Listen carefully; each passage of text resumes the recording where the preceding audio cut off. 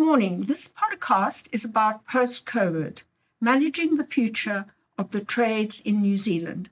Good morning. This is Suzanne and Michelle, and together we run SVR Connect. We specialize in the trade sector with the emphasis on the scaffolding sector. We will be talking to Jason McCormack, a director from Tana Scaffolding based in Auckland. Jason, good morning. How are you? Very good, thank you. Jason, just give us a brief history of Tana and the background of Tana. Rightio. So Tana was established in December 2012 by John Tana himself. Humble beginnings, pretty much started from himself and a couple of farm boys, by all accounts, in one of the biggest cities in New Zealand. From there, he just progressively grew through the residential sector, and John and myself came across paths in approximately 2015. And from there, we sort of had that natural bond.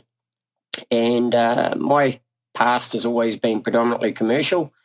So with John's already existing business, his extensive background in the oil and gas from his Australian days, we pretty much made a business that was exactly what the industry was waiting for.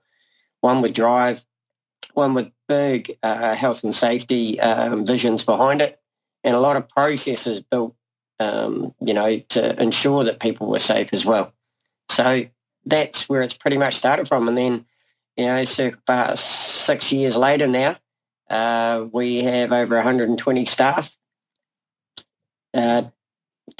two branches and a third just about to start. And we have already visions for other regions in New Zealand or sectors that we want to, get into as well. So we never really find that we stop. We've always got to make sure that we're perfecting what it is we do right first. But then equally, we like to challenge ourselves. Jason, how did you find COVID? COVID made the world stop. How did it affect Tana? And what were your feelings, your personal feelings as well, as the borders closed? Were you worried, nervous? How did you feel? And were you worried about your staff who worked for you? Oh, 100%. It was I don't know how you really put it into words. It was more emotions that were, being passing by. Was, we've never been in that environment before where, we listen to our prime ministers and by all accounts, we always listen to them, but we don't always trust what they have to say. But on this particular occasion, we actually really did, all comply. It was actually quite a scary environment. I think if there was anything to put it in reference to, I'm sure it would be something that our grandparents went through the First and World Wars. That's how it probably would have felt. So how do we feel? I felt it was very eerie feeling. It took me 2 weeks to sort of just sit and absorb, and then work out what the plan was going to be. Our primary focus at all stops was, what do we do to mould the business to ensure we keep every staff member? A lot of businesses, so a lot of businesses generally think, I've got to cut costs, I've got to do this and I've got to do that.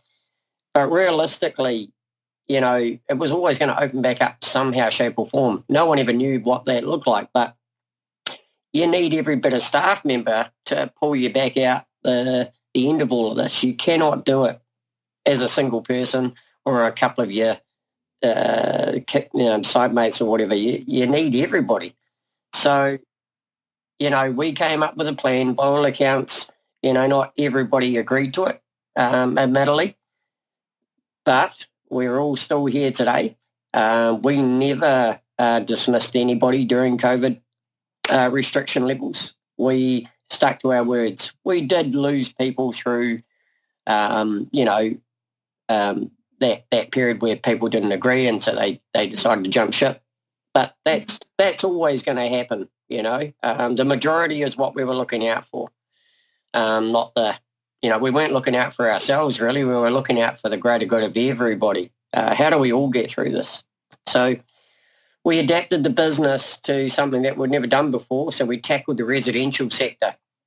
All the big iconic commercial projects were all put on hold. But all of the residential sector was very buoyant. It still had to carry on. People were still building houses. In fact, house prices were still rapidly increasing. And so that was the market we decided to digress into, to sort of, again, feel our feet. What are we going to do next? When are the commercial jobs going to come back on stream? It was sort of like an intermittent strategy. And we did it well. Every single senior management team, the scaffolders, you know, we went from being a big commercial company to big in the residential in like 3 months. And it's this ability to flex, isn't it? And to read the market and to be aware, and also to then look to see how one can diversify and grow so that out of a catastrophe like COVID, one can emerge stronger and one can show growth. And Tana did that, didn't they? 100%. We pretty much grew the residential sector to something that we'd never done before. We'd tried, but we hadn't achieved it. But it just goes to show when you've got no other option, your ability of the can-do comes out more so in a stressing situation to overcome the odds. And when the commercial work started to come back on stream, and it started to come back on stream sort of the end of last year, end of October, November, we noticed that the commercial was, starting to tick along again. By all accounts now, Tana's forward workload just in Auckland, we have 12 new major projects coming on stream. We are already at a very healthy capacity to take on 12 new ones. It's going to be a really great time. So, and then our Wellington branch also has 5 new commercial projects as well. And in terms of the residential sector, we have read a lot recently about the house prices and how they have increased rapidly. Why do you think the prices have gone so high? Yeah, so that is an interesting one.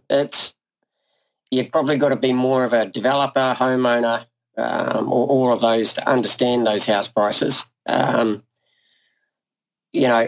a homeowner myself and as a landlord, because I own rental property as well, the increases haven't just come up in just Auckland, to be honest. Wellington is just as bad. Otago regions like Dunedin and the likes, because of the volume of work that the government pushed into the regions, it meant that those regions were now going to be requiring more population to deliver those projects. For example, Dunedin had a hospital earmarked to be built, 1.4 billion, 10 years worth of work. The old Cadbury factory had to be demolished first.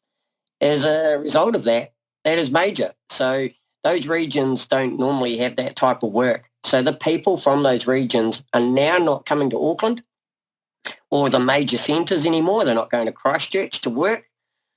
They're staying put. So it puts more strain on the major cities. Invercargill and the likes has been absolutely busy as anything. They've got a big shopping mall. The team at Brazier's down there are a fantastic force in the scaffolding game. But they are just busy as anything, busier than they've ever really been. So the regions, because people are staying put, the amount of Kiwis coming back home, I think we're circa 180,000 people to date since lockdown. So, if you said that was a 3-person family, that's 60,000 new homes that have to be built. And that's already on top of your existing problem where we don't have enough houses. We had a large migrant workforce. I think it was something like 200 and something thousand at one point. So, we've still got a lot of them here, which is fantastic because we need them, for the work to happen. And the skill set that, both the UK, the Filipino, Canadians, even some of the Australians, they do help our construction industry. And there's a lot of, people from South Africa in top construction companies as well. So, they all feed into some of those very iconic rail links that we're doing, additional bridge crossings, upgrades, tunnels, sewage and water systems that they're upgrading. It's actually quite a buoyant time in just infrastructure. So, yeah, there's a lot to answer for that housing price thing, and it's not going to stop.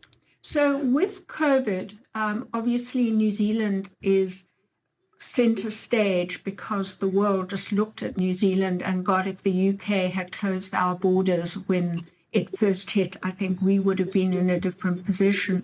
But you guys have closed your borders, but that has created a staffing shortage from what we hear from our clients and from yourselves. And how do you feel that is going to drive up costs and wage bills because your candidate pool is so short and so contained? That's going to be a problem, isn't it? It's already a problem. So by all accounts, that problem started to come into effect around about September. So last year when all of our COVID support money from the government ran out, people started to get busy, a bit more confidence in the market. It was a highlighted problem right there. When everybody went and scrambled for work, they thought, hang on a minute, some of those companies got rid of people, so they had to then try and find some. Some of those people weren't around anymore. Their visas were expired. They weren't being renewed. So say we had 210,000 migrant workforce, there might have been 10,000 that had to go back home. That's a lot of people, to find 10,000 people the equivalent of Kiwis to do that work, it's just not there. So the government realised this and started offering an initiative to get people off, our work and income benefits and into skilled workforce. It was never going to be an immediate fix. It was never designed to be a Band-Aid.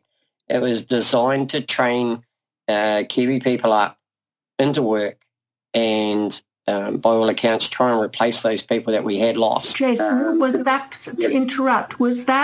did you then look at that again for your apprenticeship scheme? Because you offer a really good sort of introductory, a good apprenticeship scheme, don't you, for scaffolders to become trained and to have a profession or to have a trade? Correct. So Tana is a very, we, myself and John and our families, we own not only the Tana NZ, which is the scaffolding formwork shoring business, we also own a company called HighScaff, which brings in all the equipment from overseas and sells to ourselves and our competitors. But we also have a training company, which is NZQA approved, and we deliver 5 unit standard high-risk training modules. And so when we sign up these new individuals, we have the government support for like a subsidy for their wages. And by all accounts, we then, instead of just bringing them in and putting them straight to work, that is incredibly risky. It's how it used to be done. But when you're doing them in big blocks of people, say 6 or 8 at a time, you want to make sure that they're equipped with the right tools and the right mindset to understand what it is we're really doing. So we're putting them through a low-level scaffolding course in the first week, a working at heights course in the first week, and then we're doing a construction-related trades site-safe passport.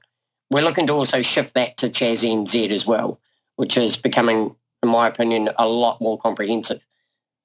And then the other option is to also, in 8 weeks' time, offer EWP and fork hoist training as an option as well. So we get them in work after the second week, and then we ultimately get them back in doing training at the 8-week mark. Do you think that the borders potentially might open in September, October, because we then potentially could help you in terms of staffing levels by getting scaffolders again from the UK into New Zealand, or do you think that's not realistic?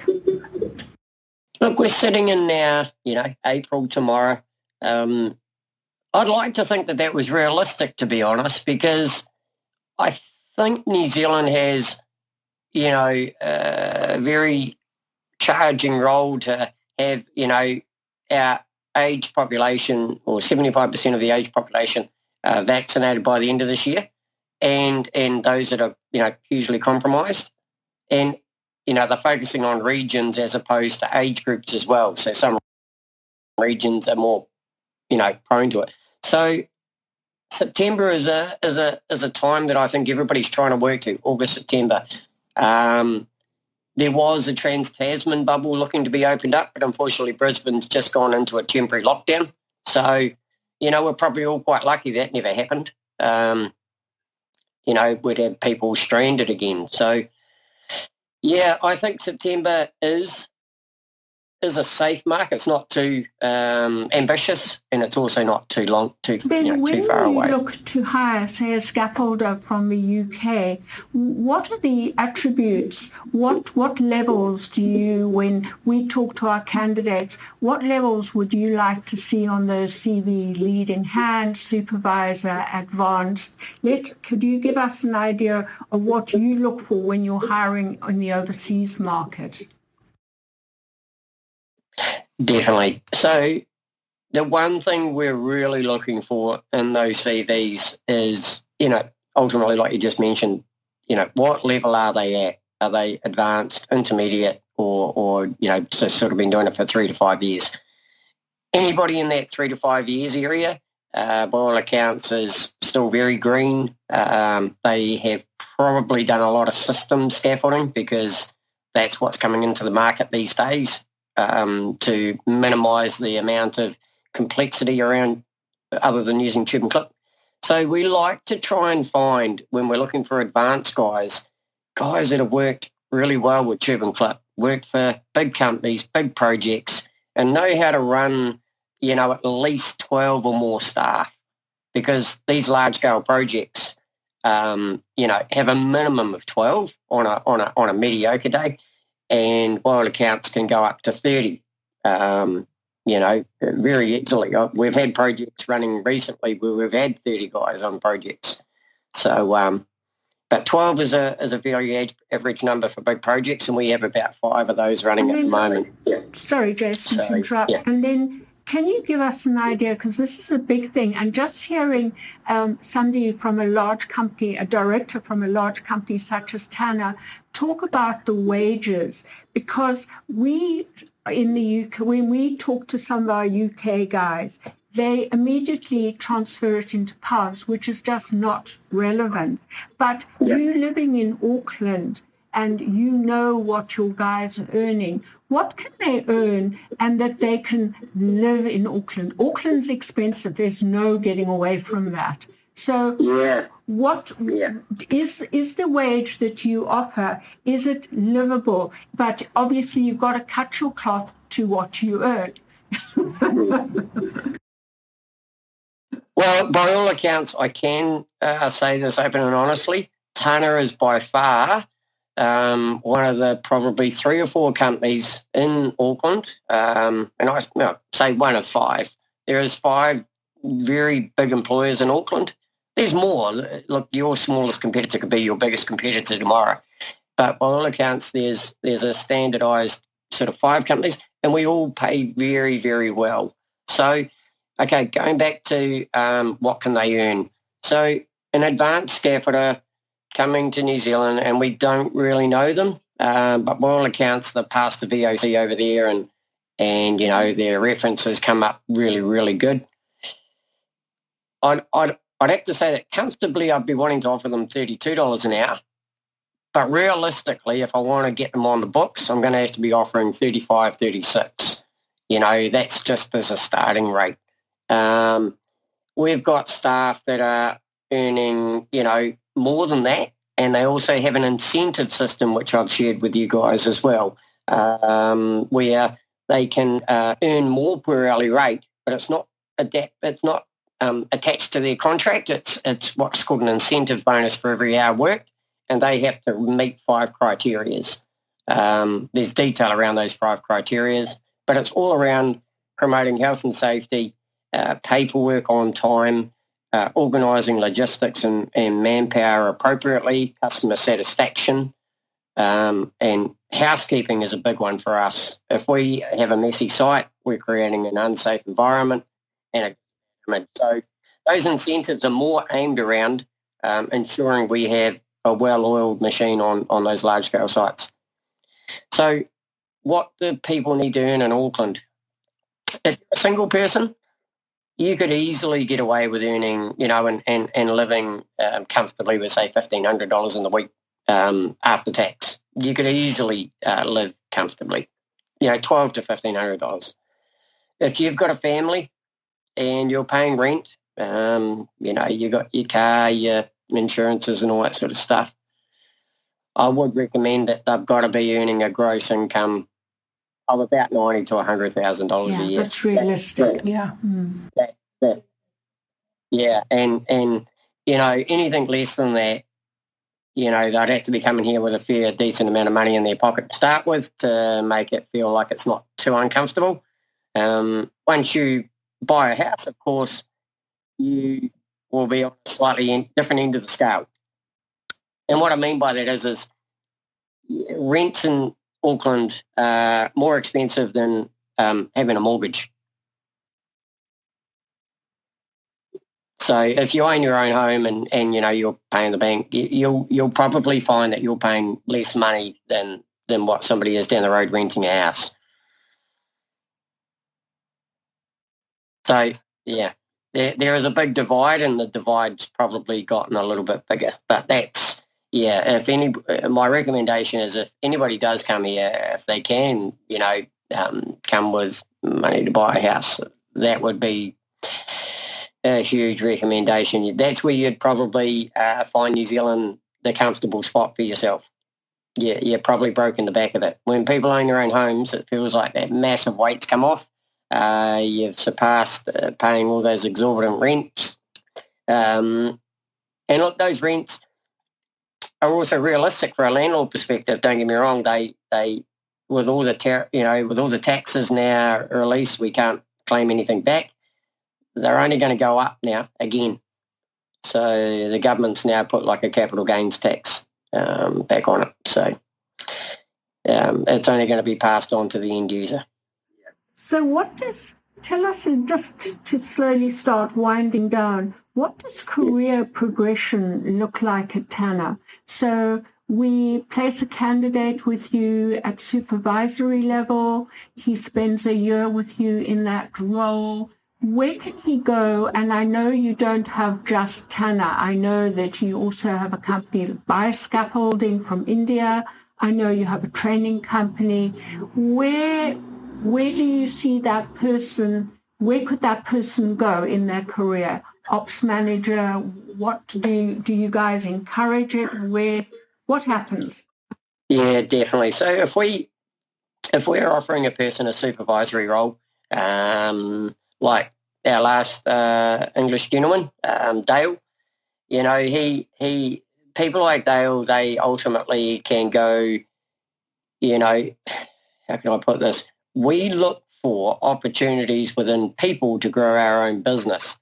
So if they say to us, hey, I'm really looking at moving to another town or whatever, we would look to then go, well, we don't want to lose you.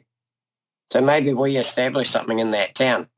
So if it's not something, say there's already a person in front of them in our current branch, but they're looking for opportunities in another part of the country, we would look to then push them up the ladder and become like an operations person or a contracts manager, estimator. We always look to retain our staff so that we, can make them grow as well. So as an example, we have an absolute awesome guy named Phil, who came on board just over 3 years ago. He came in as a leading hand scaffolder. He's English. Came in as a leading hand scaffolder. The brief was, for a few months you can run this big site, and he had about 15 to 18 scaffolders. It was an amazing propping and scaffolding project in the city. He did that, like he just turned the whole site around. Organisation, logistics, quality of work was just amazing.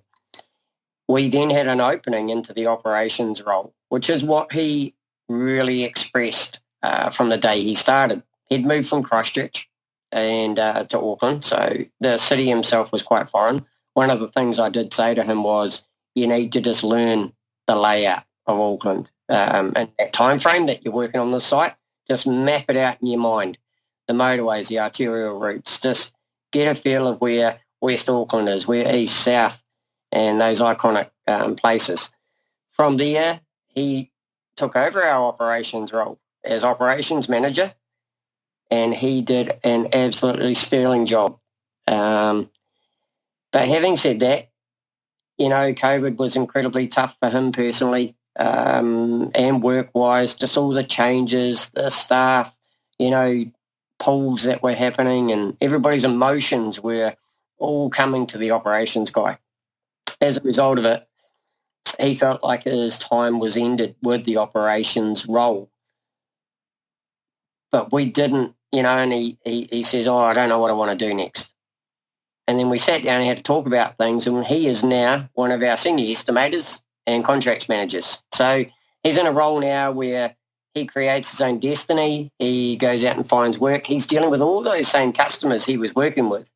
And because he has such a large skill set, he can really make the customer feel incredibly confident when he's negotiating the work. So we redeployed him into another area. He's retained the same earnings and all that sort of stuff, all the same perks, vehicles. And for him, he's just an absolutely pleasant guy to get along with. We've taken out a pressure pot and put him into such a relaxed role. And he also just loves still putting his hand into the operations when he sees go belly up a little bit, So we didn't lose anything. We retained him, and we probably have made it so much better for us both. We wanted those people. We wanted more estimators. Yeah, so that's how progression can occur. It can occur within the branch or ultimately outside in another region that we weren't even considering before. And it's because we just don't want to lose people. It's about retaining the talent that you have. Correct. Yeah. And looking for those opportunities. And, when you go to another town, and you're, saying to this guy, well, you find the work, we'll get our estimators to find the work and you run that work, and they become the operations person. Our operations managers, by all accounts, might as well be the managers of that branch. They're controlling our biggest costs. They're controlling, all of our trucks, the equipment, the full logistics of people, materials, and our customer satisfaction. Their job starts at like 5 a.m, probably doesn't end till about 7 p.m. They're engaged all the time. I'm probably talking out of turn. So Phil would be thinking about it at 11 o'clock. Well, it's a bit like you. We always know we respond to your emails late at night and we leave you alone during the day because we know how busy you are. So I think that you're a very good ad for Tana, because, my God, your work ethic and passion and commitment and thoroughness in terms of even dealing with a recruitment company comes across loud and clear, and it makes things a lot easier. So just to finish up, share some of Tana's achievements and highlights in your career. Just give us one or two examples. No problem at all. Look, one of the really big achievements was 2016, 17, 18 and 19. We were doing close to 9 large-scale projects that were the biggest in Auckland. The Auckland's Park Hyatt was very iconic, the Antipodean. There was a couple of retirement villages, Somerset, Ryman's. We had those all going at the same time. We also, bullet point number 2 would have been 2019 when we established in Wellington. That was approximately May or June when we landed in town. We drove 2 trucks from Auckland as if they just rolled out of the yard from a motel. That's 650 kilometres away, I'll add. But when they arrived on site, they were fresh, ready to go. And, you know, it looked like that they'd travelled 50 k's down the road. But we, humble beginnings, is our famous saying, you know, like we didn't even have a yard. That sounds just like us with the office. We had a shoebox. Yeah, we didn't have a yard, and you know, we've now got one of the biggest yards, or you know, it's a fairly decent yard in Wellington by all accounts, and we've got such an amazing team down there now. We've had our growing pains, and you know, staff that have certainly given us a few tests that by all accounts didn't really fit, you know, the company dynamics, but it's an amazing team down there now, and I'm really proud of the management structure. Everybody just chipping in. Their passion, you know, is if not the same or higher as what I have, you know, and equally John's. You know, we're scaffolders that own a scaffold company, and our passion for it every day is, you know, that's what keeps us going. We just really enjoy it. So yeah, the large scale projects in the first 4 years were one big achievement, and they were big, massive projects. In fact, a lot of people in the country were like, "Where did they come from?" And then the other one would be setting up Wellington. That's our two big ones, and probably number 3 is overcoming COVID. And then absolutely finally, Jason, just to put you on the spot, what would you say is the dream for Tana coming up in the future? Yeah, so we don't aim to be the biggest. That's something that we don't aim to be. We do aim to be the best. So, you know, we aim to have approximately anywhere between 180 and 230 staff because of some of the iconic projects we're wanting to target. They have quite big volumes of people. So, yeah, when we've hit sort of 180 to 230, we've achieved what we wanted to achieve with the types of work, so industry, commercial, residential, and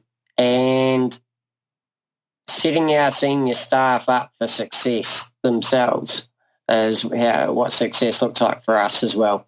So, you know, if our staff are happy and management's happy, then, you know, we've done our job. Thank you so much for a really interesting conversation and dialogue. It's given us a really good overview. And for our listeners as well, especially the scaffolders, this will really tell them and show them and give them the incentive, because as COVID lifts in this country and the UK slowly turns on the engine, a lot of people will be thinking of leaving the UK, and New Zealand is the ultimate destination.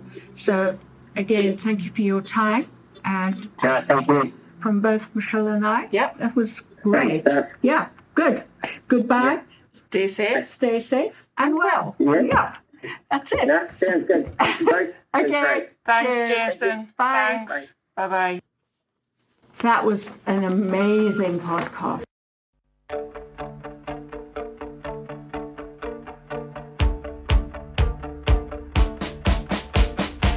I got you. That's all I want. I won't forget.